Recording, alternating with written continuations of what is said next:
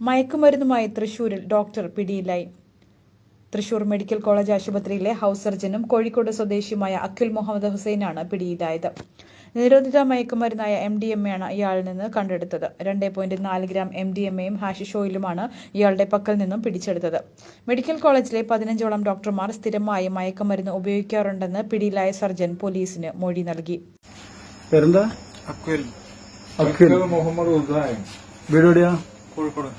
കോഴിക്കോട് എവിടെ? ജാഫർ ഖാൻ കോളനി. ഇവിടെ എന്തിനാ പഠിക്കുന്നത്? എന്തിനാ? MBBS കഴിഞ്ഞു. പിന്നെ ഏതാ? ഇന്റേൺഷിപ്പ്. House surgency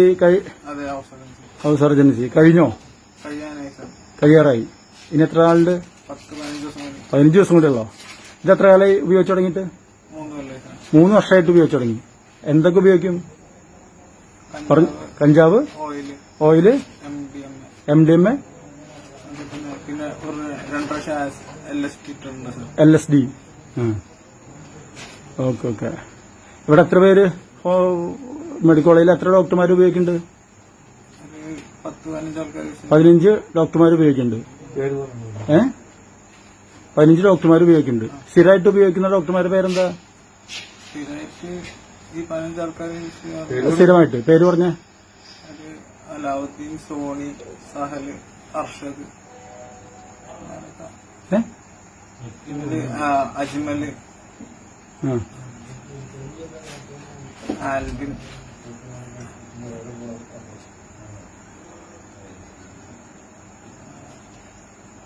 okay.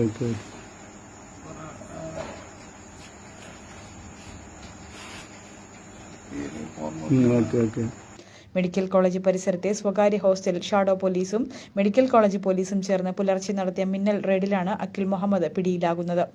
മയക്കുമരുന്ന് ബാംഗ്ലൂരിൽ നിന്ന് എത്തിച്ചതാണെന്നാണ് വിവരം. തൃശൂർ മെഡിക്കൽ കോളേജിലെ ഡോക്ടർമാർ മയക്കുമരുന്ന് ഉപയോഗിക്കുന്നുവെന്ന വിവരം പോലീസിന് മുൻപ് തന്നെ ലഭിച്ചിരുന്നു. ഇതിന്റെ അടിസ്ഥാനത്തിലായിരുന്നു പോലീസിന്റെ മിന്നൽ പരിശോധന. പോലീസ് എത്തുമ്പോൾ അഖിൽ മുഹമ്മദ് മാത്രമാണ് ഹോസ്റ്റലിലുണ്ടായിരുന്നത്. ഇയാളുടെ മൊഴിയുടെ അടിസ്ഥാനത്തിൽ പോലീസ് കൂടുതൽ അന്വേഷണം നടത്തിവരികയാണ്. കേരള ടുഡേ, തൃശൂർ.